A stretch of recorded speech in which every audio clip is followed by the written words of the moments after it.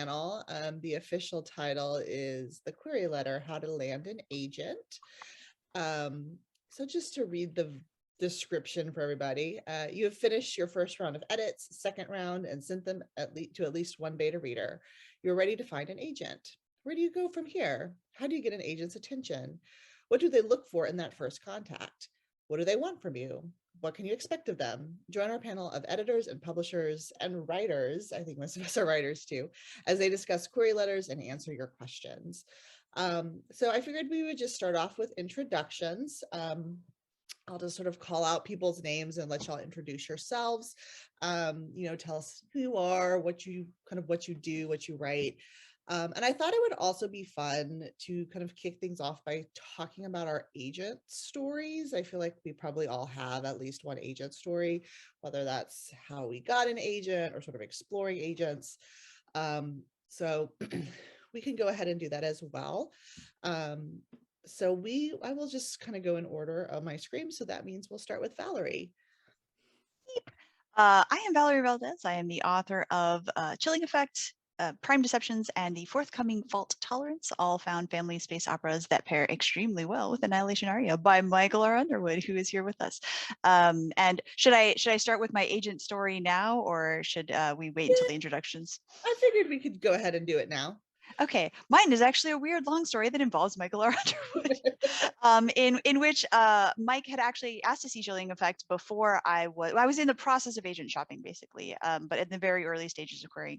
And so Mike liked the book, was working for Angry Robe at the time, wanted to acquire it, and I rushed back to the different agents that I was querying and said, who wants, basically, like, I have a possible offer in hand. Who wants to help me out with that? Got down to 2 different agents, picked between them.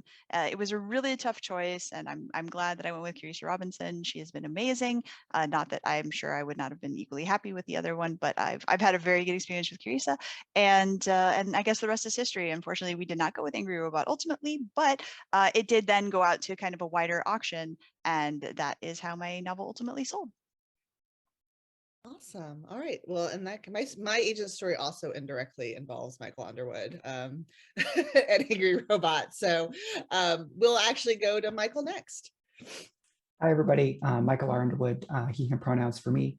I am an author, publisher, I guess ex-publishing person. I worked at Angry Robot for 5.5 years. And in that time, I did some editorial scouting and some acquisition. So I've spent a lot of time looking at query letters from the other side, from the kind of publisher side.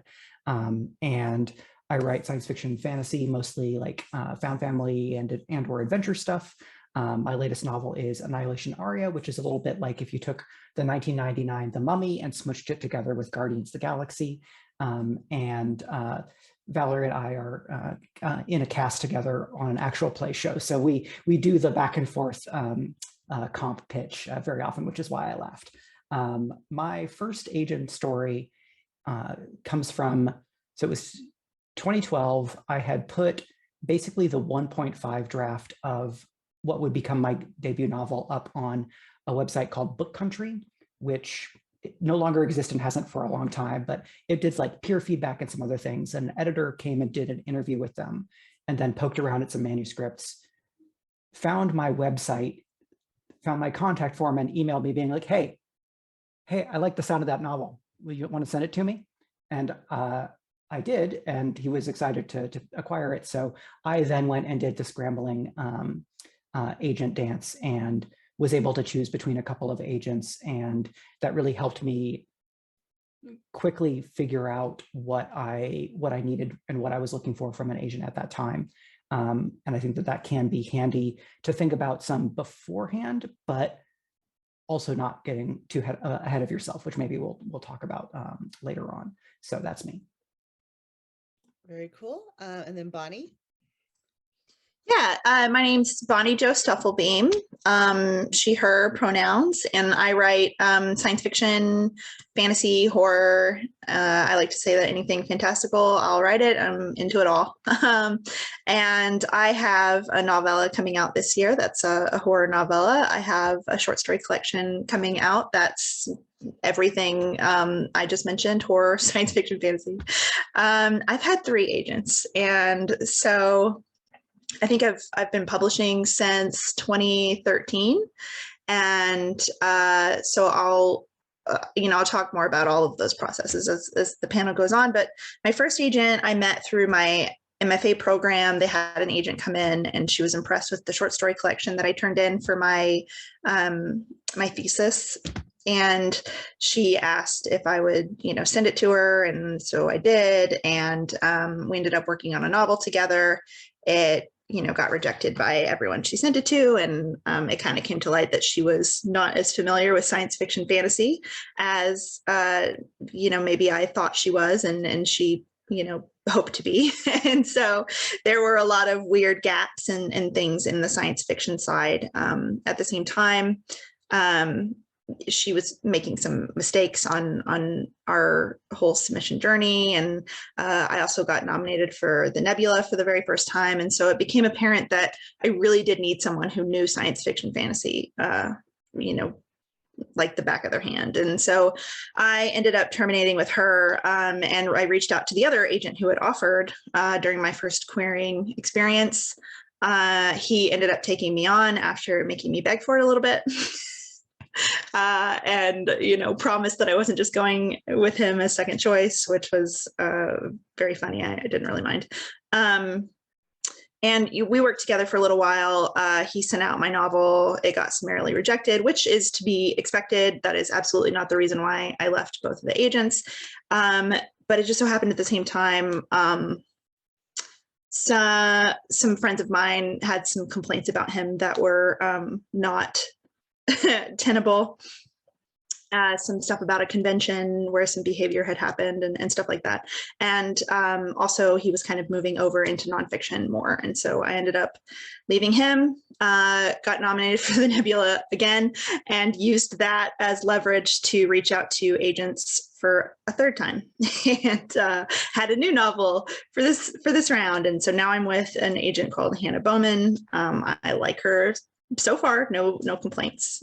And she seems very professional, and I am happy for the moment. All right, cool. Yes, I feel like Bonnie has had the most dramatic agent journey of all of us. I am Cassandra Rose Clark. I primarily write science fiction and fantasy, primarily write novels, written on all kind of different genres, all different age groups, kind of across the board. So I said earlier, I'm also moderating the panel. So I said earlier that my agent story was sort of also related to Angry Robot. So my first novel, which was actually my second novel to be released, it's The Mad Scientist's Daughter. I had shopped it around to agents, and my query letter was really bad, which is perhaps why I am moderating this panel instead of being a full panelist. But I couldn't get any agents with it. And Angry Robot had an open door submission window where they would look at unagented manuscripts. So I sent Mad Scientist's Daughter in, and they decided to buy it, which was super exciting. So they actually connected me with an agent, Stacia Decker, who is still my agent. So that really worked out well for me. I sort of did it backwards from how a lot of people do things, because I had I had the contract, and then I was like, I need an agent. So they helped hook me up, and I'm really happy that it kind of worked out that way. So we can go ahead and get started. To me, this is sort of like the query advice panel. And so I thought that the first question I was going to pose we could kind of go through the process, was sort of my thinking. But you're a writer, you've just finished your book, you've just revised it, it's ready to go, you've decided you would like to be traditionally published, probably, if you're looking for an agent. So I thought, what are the first steps? What should somebody do once they've sort of decided to look for an agent? Where should they go from there? Because I know it can be a very overwhelming process. So I can call on people for the panels, or if you guys want to jump in, I don't have a preference. Sometimes it's easier to call on people in Zoom. I'll go. I think so. One of the first things, right, is to write the query letter and have someone read your query letter and make sure that you're not, going off and telling all these details in the description that really aren't necessary. And you're being concise. You're keeping it to one page. And I would say also start following agents on Twitter. Start maybe interacting with their posts in a way that is not, you pushing your material at them. If they talk about a movie, reply and be like, oh, I love that movie. That's one way to start to kind of get your name out there. At the same time, I feel like, what I did is I started compiling a list of people who represented my favorite authors or who had on a manuscript wish list, wishes for manuscripts that kind of matched what I was writing. Cool. Valerie, Michael, anything you want to add? Yeah, on top of Bonnie's good advice, a trick that someone mentioned on a panel years back that I think is very easy to pass on is if you don't have access to other things that will let you know like who represents who, go to your friendly local bookstore and the science fiction section if you're writing science fiction or whatever the genre is. Almost every author in their acknowledgements will thank their agent. And if they don't thank their agent, that may be intentionally, and so then you're not going to go look for that agent. But like if you have a sense of what books you'd like your book to be kind of compared to or on the shelf next to, then starting with those may give you a really nicely like top of your list for agents to consider. I also heard that piece of advice when I was looking for agents. So I think that is probably excellent, excellent suggestion that it's still being bandied around 10 years later. Valerie, do you have anything you want to add? Yeah, I'm just going to note that I have put a couple links in the chat already. One of them is to a list of 100 query letter examples that got authors and agent. And that part of that got authors and agent is kind of the key portion of the thing there. And so reading query letters that did work is a really good way to try to figure out how to position yourself and put a query letter together.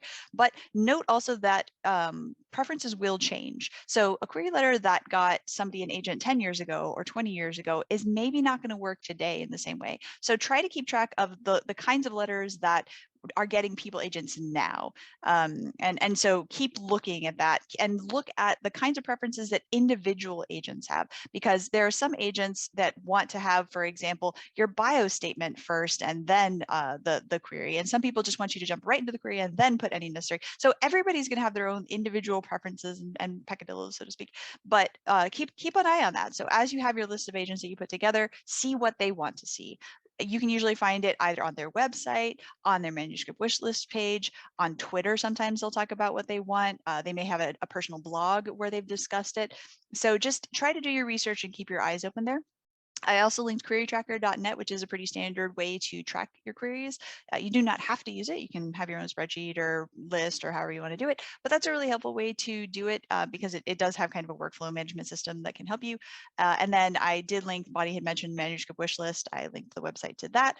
And there's also tags on Twitter, but the great Twitter exodus apparently is beginning now. So that may or may not be useful to us going forward. But for now, you can potentially check it out there. Right, awesome. Yeah, no, thank you for pulling up those links, by the way. You were definitely on it. So it occurs to me we may have some people in the audience who are kind of like, what's like query letter? Maybe don't actually know what that is. So I'll just kind of throw out the basic definition, and then we can get into sort of talking about in more detail what makes a good query letter. How do you go about writing one? Because I can say I found it very challenging writing a query letter. But basically, if you want an agent, you can't just send them your manuscript. They're very busy. They get so many submissions a month. It's wild, actually, how many submissions they will get. So the query letter is just a very short, enticing document that's meant to sort of get the agent to be interested in your book and want to see the full manuscript. So it's I often compare it to sort of like the blurb on the back of the book, but it's a little meatier than that. There's a little bit more going on. But the idea is that it's making your book sound super appealing. You're trying to get the agent to be like, oh, I've got to read this right now. And so then once they are interested in your query letter, then you can send along your manuscript, and then they will sort of they kind of go from there. So it's sort of that first step to getting an agent to actually look at your manuscript. It's sort of like a pitch, right? So let's talk about what makes a good query letter. Maybe we can start with that question. Sort of, what do you guys, maybe, what did y'all, those of you who wrote query letters that were successful, what kind of process did you go through with that? How did you try to make your book as appealing as possible? So just sort of like maybe some tips and tricks for writing a strong query.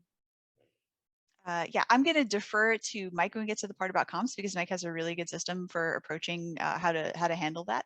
But I will say that one of the most important things is to try to have comps if you can. And the comps do not necessarily have to be like exact. The way that Mike pitched his book earlier when we were doing our intros is a great example. You're finding things that are like what you are doing, and think like vibes, think aesthetics, right? This is kind of, you are trying to give people a generalized idea of what you're putting together, and a way of interfacing with it, a way of kind of connecting to it. But again, Mike will go into that more, because he's got a really good approach to that. But I also think what Cassandra said about reading book blurbs is a really good way to think about it as well. And so you are this is basically, the blurb on a book is attempting to lure readers in. You're trying to bait them. You're trying to get them into your trap, so to speak. And so that is also what you're doing with agents. They are the first reader that you have to impress, and they are sort of your gatekeeper reader in a way. And so they are going to have slightly different preferences than a reader picking up a book to read for pleasure. The agent is picking up the book to sell it for other people to read for pleasure. And so you are essentially putting on your marketing hat a little bit here in terms of trying to figure out, okay, what are the components of my book that are the most interesting, cool hooks? What kinds of narrative questions am I asking? Like Chuck Wendig says, a hook is in the shape of a question mark. And what kinds of elements, what are the most essential core components of the thing that I'm putting together? And what are the most interesting emotional aspects that are going to make somebody want to get involved with this? And I think those are the kinds of things that you're trying to pare it down to. You're leaving out subplots, you're leaving out, secondary characters. You're basically only naming your main character and maybe like the antagonistic character for or something like that. But otherwise, you're using a lot of shorthand, you're using a lot of just descriptive prose that is, and if you can keep the voice of your book in the query, that's also a huge bonus. You want to convey, is this a funny book? Is this a thriller? Is this, and working within the voice of that, and also just your voice as a writer. If you can manage to get that in there, that's really good too. Awesome. That was a ton of like rapid fire great advice. So Michael, I would definitely like to hear about the comps. That would be really cool. And I think that is a big part of sort of query writing that I think people sometimes are confused by or struggle with. Yeah. Or Bonnie, if you have any thoughts, we can go to Michael first, then to Bonnie. Sure. So a lot of my thoughts on comps and some of this is my own experience plus drawing on stuff from various colleagues. So know that when I'm speaking, it's not all just me. Somebody else who talks very, I think, effectively on comps is literary agent Dongwon Song. They're a great follow. But so a comp for an agent should probably be more specific and genre, like a tag to your genre, than the kind of comparison that you might give if you're like hand selling your book at a book festival or a Comic-Con. I might have one comp for a more broad general audience where I'm going really, really high level, very, very familiar things. If I'm comping an epic fantasy, today I'm comping Game of Thrones or The Witcher, even if those are not good comps when I'm speaking to a fantasy fan. But your agent is theoretically already very immersed in the genre that you're writing in. So then you can look within recent publications in the field, who is doing something that either has the vibes or a character that's similar to yours or a setting that you can compare to. And a comparison does not just have to be X plus Y. Like the Hollywood, it's like A meets B is one of many forms that a comp can take. So you might say, Well, it's got the like the queer normative vibes of our flag means death, but then in a setting like, and then you give something else. And so in each of those, you're zooming into an aspect of a work that you're comparing to. And there I used a media comp. I think you can use media comps if you can get at least one book comp in. That's probably good, because something else that I think is really important to think about with queries is that a good query letter will tell the agent which editor can I sell this to, and what general audience are we then going to sell this book to. And so a lot of these factors will feed into that. And the comparisons are going to be one part of that. If you're comping to Harry Potter, you're not going to get all of Harry Potter's audience. Like even in a pre-J.K. Rowling reveals herself to be a terrible TERF world, going for a comp that is like at the top of the field in terms of like blockbuster sales may not be very useful to you, because an agent probably gets a billion books that are like, you know, oh, you're in fantasy. Oh, it's like Harry Potter meets Game of Thrones. And like, is it really? Really? And like George R.R. Martin was not a debut author when Game of Thrones blew up. And so there's a lot of factors there. If you can find something that's recent, that's really great. Recent, that varies on the person. Some people say 2 years, some people say 4 or 5 years. If you're going to use an older comp because it's really perfect, or it's really famous and a pretty good match, it's often good to pair that with a much more recent comparison. If I'm saying that this is like Terminator meets the Beastmaster, well, like those are both very old references, even though the Terminator franchise has continued in a way that Beastmaster hasn't.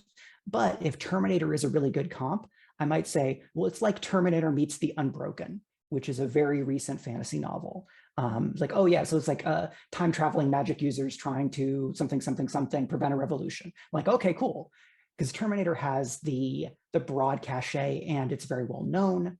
And then you flag some other things, because if you're really lining it up well and your book matches several aspects of a recent comp, then that's great, because it gives an idea to the agent. And something else you can do with comparisons is that you can show that you know what's happening in the field right now. Something that happens to some writers is they stop reading because they maybe don't have time. And if you are not reading what's happening in the genre, you're not seeing what your colleagues are doing, it may be harder for you to connect with what readers are experiencing, because they're reading often way more than we are as writers, and being able to match them where they are and follow trends if not follow trends in your marketing, if not in your writing, like when you're trying to sell, understand what's going on. So to be clear there. So that's a variety of things about comps. That was awesome. That was really helpful. Honestly, even for me, just like trying to figure out ways to pitch my books, that was a lot of useful advice there. Awesome, thank you. Bonnie, what do you any of your query advice? Yeah. So yeah, Michael's advice to go in to acknowledgements pages and pull agents from there, I think is super, super helpful. And if you've done that and you know that your agent who you're querying has, you know, represented one of your favorite writers, and maybe your work is similar to that writer. I do think that often it's good for the first sentence to say, you know, hey, I am a big fan of your client, so-and-so, and, you know, I'm writing to query blah, blah, blah at so many words, and kind of, you know, use that very first short sentence to show the agent that you are part of the community, you're paying attention, you're doing due diligence. Basically, you're being a professional person, because they want to work with professional people. I do think then, you know, sometimes an agent will want you to put your bio first. Sometimes they'll want you to put your blurb first, your I'm blanking. Can someone put the word in my brain? What's it called? Your description, your pitch. Sometimes they'll want you to put your pitch first. If they don't say, then I think it kind of depends on where you are in your career. For me, I had 90 short stories published the last time I was querying. I'd been nominated for the Nebula Award. I've been part of the community for a long time, so I always put my bio first. because I wanted them to know that I was a professional who had been traditionally publishing in magazines for a long time. Maybe I've started to build up an audience, and then I would go into the pitch. If you're a brand new writer, oftentimes your bio is fine. You don't have any prior publications. That's okay. That's perfectly normal. A lot of people are like that. So you usually want to start with your pitch, and then put your bio at the end if the agent hasn't specified. Right, cool. Yeah. And by the way, I know we are getting some questions, so I'll be throwing those out. Thank you. Just guys, feel free to drop them in the Q&A box. The last 15-20 minutes, which is coming up. We'll do that. Valerie. Yeah, I just want to add to what Bonnie said, that personalizing your query letter is an extremely good idea, because like she was saying, not only does it show you're doing your research, but it shows that you know something about the agent that you are reaching out to. Because if you just are doing a blast of the same exact thing to every single person, that's less likely to work than if you are showing that I actually like you, I chose like Pikachu, I picked you. And so that is a really, in the same way that with Pokemon, oh God, I'm gonna do a Pokemon reference. In the same way that you choose your Pokemon to your type advantage, right? And so it's the same thing with agents. You want to show that you have knowledge of type advantages and that you are picking your agents for specific reasons that are not just, I picked you out of a random list and I liked your name or whatever. All right, cool. So I thought next, and then you guys can answer this, and then we can go into questions from the audience. But what are some things to sort of watch out for, like mistakes you can make when you're working on your query letter, or mistakes you can make when you're sending your query letter out? There's a big one that I can think of. So just what are some of the pitfalls, things to avoid with queries? Not personalizing the greeting or accidentally putting the wrong agent, like you're copying and pasting. When I copy and paste, I never copy and paste the greeting, because I'm going to forget to change that, so I always write it from scratch. That's a big one. I think making your pitch too long. You want it to be as concise as possible. Making your query letter too long. Putting a bunch of needless information in your bio. Basically, if you have prior publications, you can say so. If they're impressive, you can list out, your top 3 max. If you have an MFA and you're querying, more literary venues or more literary agents, absolutely mention your MFA.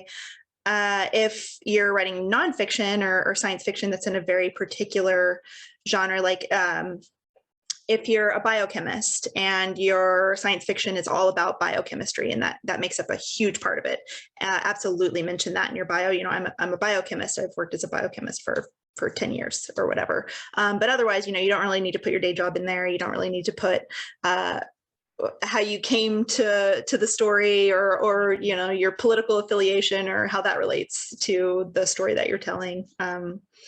Just keep it simple and sweet. Yeah, keep it focused on the book. Yeah. All right, Valerie? Yeah, no, just again, piggybacking off what Bonnie said, when you're doing your bio, you want to mention stuff that is relevant, not stuff that is, you can mention, I guess, where you live, how many kids you have, what you've, but not like, I've been writing my whole life. Yeah, no, that's generic. A lot of us have been, or, I just started writing a year ago. Yeah, does that change the quality of the thing that you're submitting? Not necessarily. And so you're just picking the most sort of pertinent details. Another thing to potentially mention is if you have any marginalizations that are impacted by, the story that you're writing. If you're a queer writer writing a queer story, if you are from a certain ethnic group writing a story about characters that have to do with that, you may want to mention that as well, just because it does have an impact on the thing that you are writing. And again, just Mike had talked about comps, picking good comps versus picking bad comps. If you're picking really generic comps that don't actually say a lot about your story, that's not necessarily going to help you. And like Bonnie said, the length is also really important. Try to make the thing interesting. I know that seems like a really obvious pointer, but if your query is boring, then they're not going to read it. They're going to nope out, and then you're going to have lost them. And so you're trying to, it's not necessarily you're doing the journalistic pyramid approach in terms of how you're presenting the information, but you are trying to front load the hook as much as possible, because that is the thing that is going to keep them going. And so that can be in the form of a question. That can be just in the form of kind of a suspenseful thing that is going to keep the person interested. But just focus in on like the most relevant things that are going to interest the reader and the agent as your first reader again. Yeah, and I think one thing I would add is that a query is a professional communication. And so while personalization is good, being overly familiar may be a bad idea, especially for an agent that you've never met in person. So the types of things that make a good personalization is drawing a detail out of an interview they did as a professional, or seeing something that they mentioned on Twitter or on social media with regards to the industry. Like it may not be as useful to pull out a detail that somebody mentioned from their personal life that you're trying to connect with them, unless it's like, I know that you have this hobby and this book is about that thing. That's probably about as personal as I would get in a personalization. Yeah, I think that's good advice. And one thing I would add before we turn, we've got a bunch of questions. So, and this is maybe not so much about the query, but about submitting the query, which is to just follow the directions of whatever the agent asks for. You know, I mentioned earlier, if you go and you can go look this up, if agents finding just talk about this, they get thousands of submissions a month, like even an agent, like a newer agent who's just starting, who's not like a big name agent, they get thousands of submissions. So they're, you know, if you don't follow their directions, they're going to be like, oh, this person can't follow directions, so they're probably going to reject you. So I think it's really, you really need to go through and go to their website, read through what they want, because some agents just want a query letter, some agents want a query letter and maybe the first 5 pages. So look at what they want you to send them in the query and just follow those directions. And Angelique actually had a question. We'll switch over to audience questions, but she had one that I think is sort of relevant to that point, where she was saying considering so many agents have opposing idiosyncrasies in their preferences, can putting the word count or bio at the end of the letter instead of the beginning be a deal breaker? What do you guys think? Yeah, Valerie? Yeah, I think the way that I try to look at it is it's kind of like, again, I'm going to do a game reference. It's like buffs and debuffs, right? And so everything that you do to follow the directions is kind of like a plus or a minus in the column. And so if you write an extremely good query letter and your novel sample is really, really good, it's probably going to outweigh anything that you may have messed up along the way accidentally. Probably not like, you know, you got their name wrong and stuff like that. There are going to be some things that are probably going to be deal breakers, but overall it's more just you are giving yourself bonuses to success. And so that is a way to look at it. The closer that you are to doing the thing the way the agent wants you to do it, the more likely you are to be successful in the query with them. And researching those idiosyncrasies, people talk about like, oh, you know, in a contract they want only green M&Ms in the green room or whatever. And part of it is just, can you pay attention? Can you follow directions? They are trying to see if you are going to be a good person to work with in that sense. And so it's not necessarily going to be a deal breaker, some things, but it can show a lack of sort of professionalism, as Mike was saying, on your part. And it behooves you then to have as many bonuses stacked in your favor as possible. What I would also assume, I would think that, particularly with like, where do I put the word count and that kind of stuff, if they don't say anything about it on their submissions page, you don't need to worry about it. They don't have a preference. You only need to worry about it if they say, you know, please put the word count in the first paragraph. Then, you know, tweak if you don't have your query letter like that, just tweak it for that agent. But if they don't specifically say, I think it's safe to assume they don't have a preference about something like that. You know, they're not expecting you to be a mind reader. They're not. So, I mean, that's something just to kind of think about. All right, so another question, I'll just kind of go down the list here. So is there a difference between authors you look to for which agents to query and comp titles for your query letter? So you're looking for different types of authors for comp titles versus authors whose agent you may want to reach out to. I don't know, when I'm looking for, or when I was looking for agents the 3 times that I did it, you know, I often wanted to look for the agents of successful books, books that are winning awards, books that are getting talked about a lot, books that I love. And I feel like in that way, there are similarities, because you don't want to comp a book that totally failed or that like 4 people have read. That being said, I do feel like there are a lot of smaller writers who I would have loved to work with their agents. And so I might have queried agents of smaller books than I would use those as comps, if that makes sense. Yeah, and an approach that a number of writers I know have taken and been quite happy with is keeping an eye out for relatively new agents at larger or more established agencies where this person may not have as many sales themselves, but you know from where they work that they're going to have institutional support, they're going to have colleagues who have a lot of connections.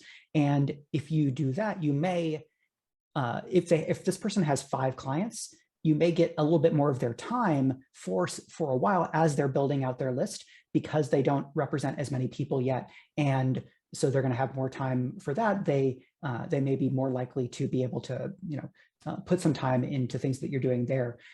And in that case, they may not have the track record of books from their authors that are out. And in those cases, you're probably going to be mostly going off of reputation. What do their colleagues think of them? What do their existing clients think of them? And then you may need to do a little bit more work in the conversation if they're offering, so that you can get a little bit more of a sense of them because they don't have as much of that track record.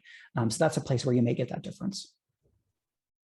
I will add one extra thing to be aware of as you're doing this, because I think Mike has really good advice there, but also consider carefully, because some agencies have a rule where if you query one agent and they reject you, that is considered a rejection from all agents at the agency. So when you are dealing with an agency that has that policy, you do need to be very cautious about which of the agents you select. You want to definitely try to then go with, again, it may be exactly as Mike said, you want to go with the one who is hungriest, the Jerry Maguire agent who has not many clients and is going to be able to give you their full attention.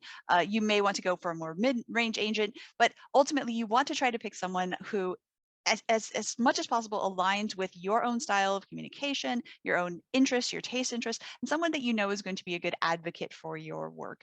And so when you are looking for an agent, that is definitely a prime thing that you're looking for, is you're looking for a business partner and you're looking for an advocate. Very cool.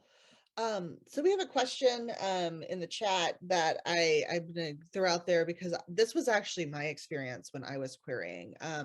So he asked, I have received a lot of great rejection letters, but no ask for requests for partials or fulls. Do you have any suggestions for what to look for within my submission package to work on? Which I will definitely throw out to the panelists, but I just wanted to say, when I was querying my novel, I had that exact experience. I sent my query to tons of agents, including the agency where my current agent worked. Like I queried that agency. It was a situation like Valerie was talking about, where you query one agent there, you queried the whole agency. And I later, after I sort of went through the process with Angry Robot, and I was asked to come teach a class or give a talk on query letters, and I went back and I looked at my old query letters, and I was like, oh my God, these were terrible. These were very, very bad query letters. And I was like, no wonder I didn't get any requests, because I wasn't getting any requests, right? So I think my thought when I realized that was like, so the problem for me there was definitely with the query letter and not the manuscript itself, because the agents were never seeing the manuscript. So if you're getting a lot of rejections on queries, it's probably an issue with your query. Whereas if you're getting tons of requests for partials or fulls, and then you're getting rejected on those, then the issue may be with your manuscript. So that's like just sort of my experience with that, because when I sent off the full manuscript to a publisher, it did get picked up. But yeah, the panelists, if you guys have any thoughts on that as well. Yeah, I think running that query letter by any writers that you know personally, any critique groups that you're part of, or even I think Facebook and some other writers organizations online have groups you can join where people share their query letters and then offer responses and try to help people really condense them and get them where they're going to catch the attention of an agent.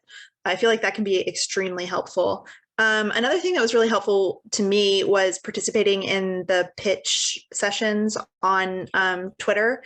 And it was Not so, I did get one agent offer from there, and a couple of requests for fulls, but what was really, really helpful was being able to, because I think a lot of the pitch sessions, like what PitMad, there's a whole bunch of them, you can Google it, but basically I think you're allowed to like do it once every hour, once every 3 hours, so as not to clog the system and the hashtag. But some of the pitches, you change up the wording each time. Some of them will get more responses than other ones. And that's where you start to kind of hone in on, oh, this is what readers are connecting to in this query. This is what readers are going to connect to in my book, and kind of use that information to then write the query letter that you're sending off to the agents. Yeah, Valerie? I think Mike can probably talk a little bit more about this, but I will add one thing, which is you control what you can control. And so what you can control is how good your query letter is, how good your first pages are. A lot of times you'll be asked to submit first 10 pages, first chapter, first 3 chapters, something like that. And so you want to make sure that those things are all really solid. But the things that are out of your control that you may never ever know about is that agent just got a very similar thing that they did pick to have represent, or that agent is just not interested in stories of that variety right now. And so there can be a lot of kind of behind the scenes things that are happening that you may have no idea about and you may have no control over. And so to a certain extent, you control what you can control. You have the best query that you can, you have the best pages that you can, but it's also sometimes emotionally helpful to realize that there are situations that are utterly beyond your control that you may never know about, and kind of be able to do the Elsa and let it go when it comes to that stuff. Yeah, like literary agents are not chosen by the gods of publishing to stand between authors and publication. They are business professionals trying to make smart, creative, and professional and economic decisions. So like that kind of you never know aspect that Valerie said is very important. In terms of looking at your query letter, I think it may be really important to, again, remember that this is probably going to be the 30th of 100 query letters that an agent is reading in an hour. So wherever you can, specificity, convey vibes, find a hook so that they get to the end of the query letter and their first thought is, I want to see more of this, or I have questions about this that are not like, I'm worried, but are more like, oh, that's really interesting. How would you do that? How is this person going to do XYZ thing? Agents tend to be incredibly well-read, specifically in query letters and in like pitches. So there may be some for whom any ability to convey novelty is going to be really handy, especially if you can, and this is like optimal, convey novelty and saleability. That's the high concept goal, right? Right. Well, yeah, it's that the same but different is what everything was on media. There, it's all what they're looking for. The same yet different. We had a question, and this was something I thought we should probably touch on anyway. We have about, I assume we're in the 10 minutes to the hour. But sort of the next step. I know this panel was focused on query letters, but maybe let's talk a little bit about what happens after you send the query letter. I know a lot of writers get very focused on the query, and then it's sort of, oh wait, now what do I do, right? So what is sort of the next step? Maybe somebody can take us through the process of, the agent has requested a full, what happens next?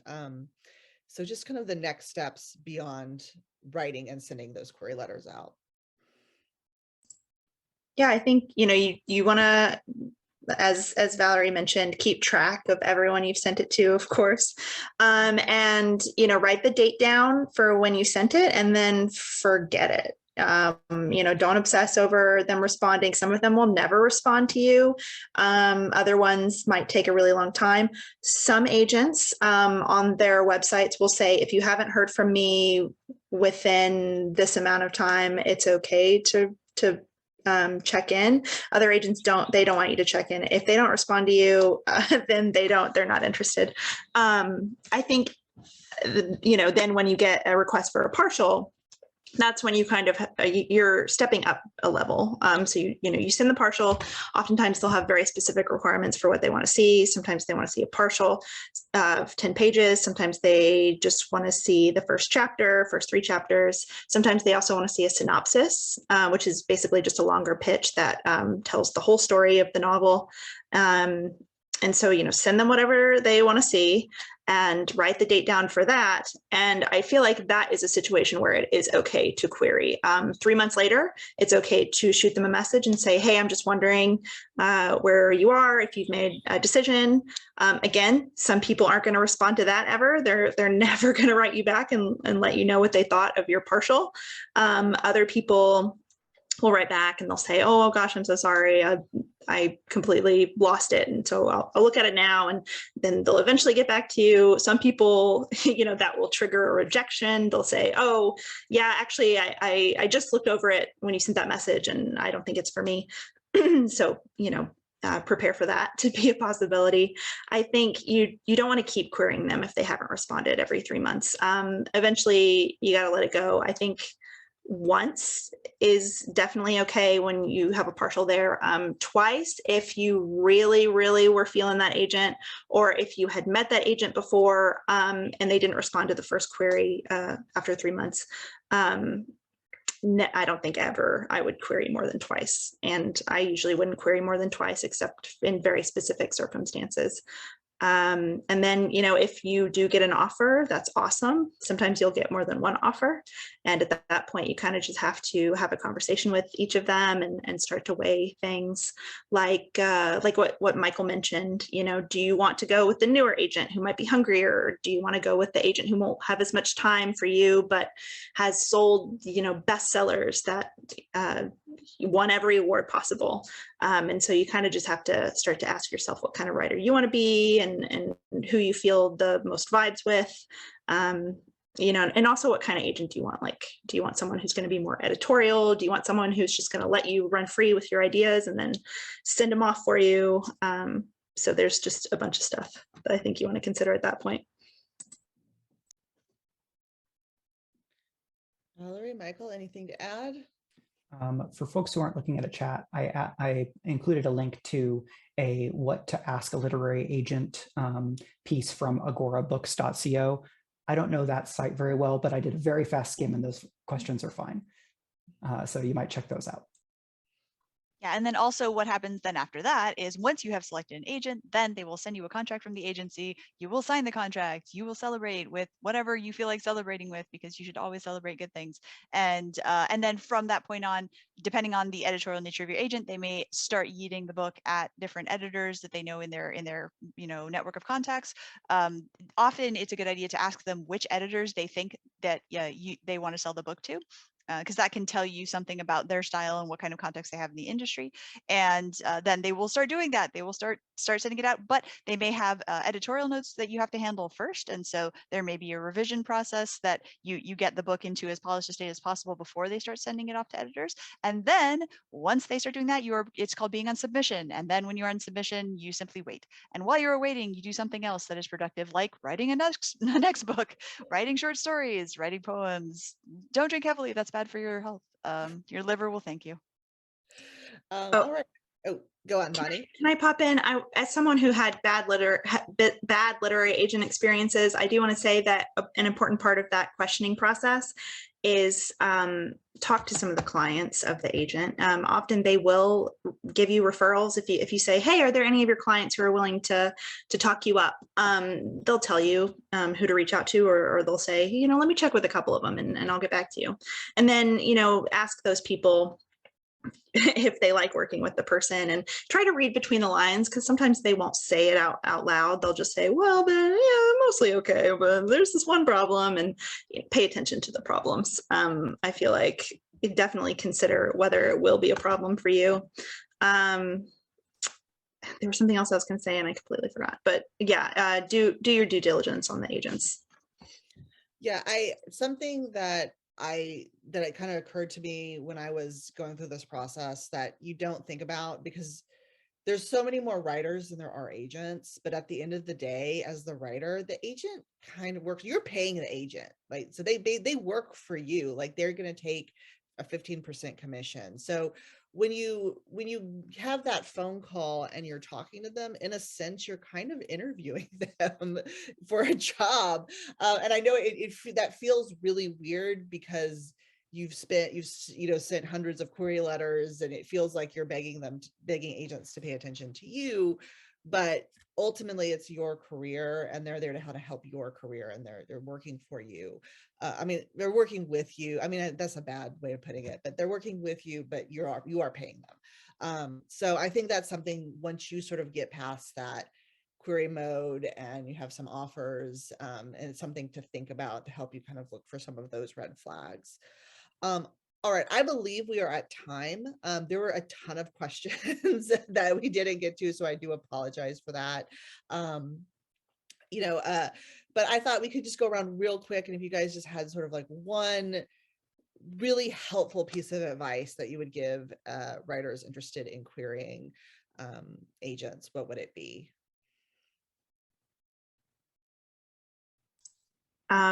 Query a lot. I mentioned in the chat, a lot of people, they query like 20 people and they think, oh no, I've gotten all rejections. But I think I queried, each time I did it, I queried 80 to 100. And I only got fulls for maybe 10 of them. And then each time I got, I think, 2 offers. The last time I got 3 offers. So it's a numbers game. I try to advise people to think about what kind of career you want as an author, what counts as success, what will make you feel good, and or what will get you what you want or need financially. And then think about who may be able to help you get there, what approaches to publishing you're most suited to, you're most interested in, and or will help you get there. And then making those considerations early on may help you save time and optimize what you're doing in terms of pitching and sales approach. Yeah, I think I would just echo that. Try to, if at all possible, I mean, you may go through an experience like many other authors, and it feels sometimes like getting an agent is like getting married. It's more like dating somewhat. You are still entering into a contractual business obligation with this person, but you may find out after you are working with this agent that they are actually not the right agent for you. And so you don't need to feel as if you must stay with an agent that is not a good fit. It is not a forever home. It is not a marriage. It has some relationship aspects that have overlap, but when you are first starting out, you still nonetheless want to try to pick somebody who is going to fit well with you, who is going to jive with you. And so keep that in mind when you're querying, but also be open to like, okay, if this doesn't work out, it doesn't work out, and that's fine. You roll with it. Try to be flexible. And as you are doing the work, like I said, work on the next thing so that you're not sitting there stressing out the entire time, checking your email every day, freaking out, and just driving yourself to drink. It's not good. It's not good emotionally. And find friends, get a support network, hook up with other authors. I can definitely recommend the Dream Foundry Discord as a really great place to hook up with a lot of people who are at different levels of their career paths. And so you will get not just people who are also in the trenches with you querying and you can all commiserate and feel terrible together, but also people who have been successful who can try to help guide you. And it helps a lot to have a support network and a support structure. Yeah, I would definitely agree with that. And just, be aware that it's just a long process. It's a long, slow process. And I think Valerie, you said this in the chat, work on another project while you're going through this process. Like, don't hinge all your hopes on this one book. Send it out. And while you're waiting for them, for all the agents to come back to you, and it's going to take forever, start working on something new. I think that was the best piece of advice I got when I was querying, because it helps you to, first of all, you'll have something else that you can talk to your agent about when you do have that interview, but like, yeah, I am working on another project. And then it also distracts you and it helps you get excited about something that's not just this one book that you're not like, oh my God, if I don't get an agent with this book, my career is over before it starts, right? So that helps you to kind of move on and kind of focus on things that are in your control, like Valerie was saying, because once you've started sending stuff out to agents, that's stuff outside of your control. So you can say, oh, I'm going to have an agent by the end of this year, but that's not entirely on you. That depends on someone else saying yes. So I always say, make your goal something that is 100% within your control, and finishing your next novel is something that's within your control. So you can keep focusing on it.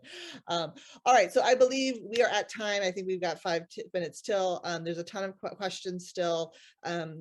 Feel free to jump into the Discord, and I'm sure somebody will drop the link into that, into the chat. We can maybe continue this conversation there. So thank you to the panelists and to the audience. You guys asked great questions, and good luck with all of your querying.